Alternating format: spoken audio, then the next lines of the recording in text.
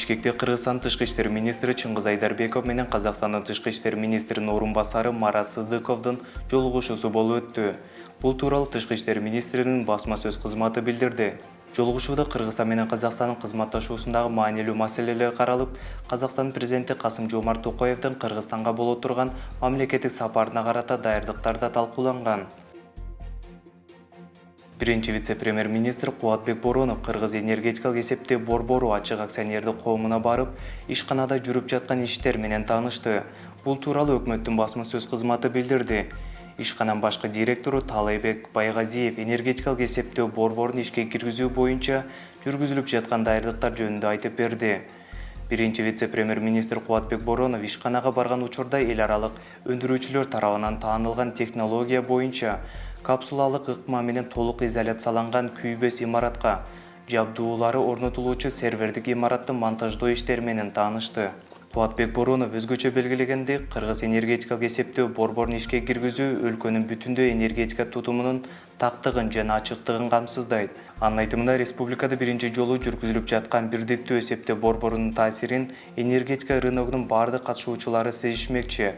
Көз карандысыз эсептөө борборунун иши энергетикалык компаниялардын ишин жакшыртып, электр энергиясын жоготууларды кыскартат. Белгилей кетсек, борбордун негизги серверин ишке киргизүү 2010 жылдын ноябрынын биринчи жарымында пландалган. 2020 жылы Кыргыз энергетика тутумунун электр энергиясынын дүң рыногунун иши үчүн негиз жана шарттарды түзүү боюнча иштер жүргүзүлөт. Кыргызстанда таасири күчтүү уулуу заттарды колдонууга коопсуздук эрежелери бекитилди. Тийиштүү чечимге премьер-министр Мухаммедкалый Абылгазиев кол койду. Бул чечим Кыргызстанда таасири күчтүү уулуу заттарды колдонууда коопсуздукту камсыз кылуу, авариялык кырдаалдын тобокелчилигин төмөндөтүү, жарандардын өмүрүн жана ден соолугун сактоо максатында кабыл алынды. Бул коопсуздук эрежелери баңгизаттар, психотроптук заттар, пестицидтерге байланыштуу болгон процесстерде колдонулбайт.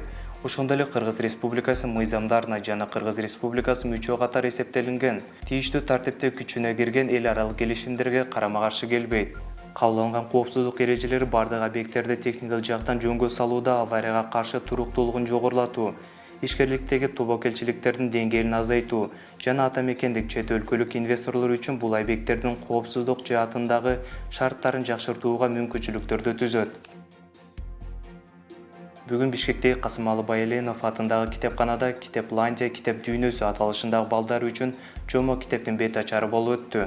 Китепти жазган Талантбек Шабиевдин айтымында китеп 5 жыл бою жазылган. Анда китептер өлкөсүнө барып калган саякатчылар тууралуу баяндалат. Кыргызстанда балдарга арналган китептер аз болгондуктан бул китепти жазууну чечтим. Китептеги сүрөттөргө да көңүл бурдум. Сүрөттөрдү Динара Чокотаева тартты. Китеп кыргыз тилинде 1500 нускада басылып чыкты, дейт Шабиев. Шабиевдин айтымында китеп орус тилине которулуп, жакынкы арада англис тилине которулуп бүтөт. Учурда ал китептин уландысын жазууда. Кыргызстанда 6-10 ноябрь күндөрү Үмүт жаш киночулар форуму болуп өтөт. Бул тууралуу Кыргызстан кинематографияны өнүктүрүү фондунан билдиришти. Бул жылы аталган форум СССРдин эл артисти Сүймөн Кучокморовдун 80 жылдык мааракесине арналып өткөрүлөт.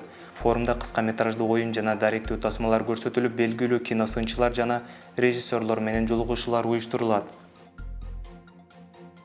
Кыргызстандык балбан Улукбек Жолдошбеков Венгрияда өтүп жаткан күрөш боюнча дүйнө биринчилигинде алтын үчүн күрөшөт. Бул тууралуу Бириккен күрөш уюмунун сайтында айтылат. Учурда мелдеш Будапешт шаарында өтүүдө. Эркин күрөш балбаны Улукбек Жолдошбеков 61 кг салмакта күч сынашууда. Алтын үчүн ал индиялык балбан менен күрөшөт. Кыргызстандык Кубан Абдраимов ушу санда боюнча дүйнө биринчилигинде күмүш медаль жеңип алды. Бул тууралуу аталган мелдештин расмий сайтында айтылат. Мелдеш 17-21 октябрь күндөрү Кытайдын Шанхай шаарында өткөн. Абдраимов 90 кг жогорку салмакта күч сынашкан. Финалдык таймашта ал Ливандан келген Мишель Заммарга утулуп, экинчи орунга татыган.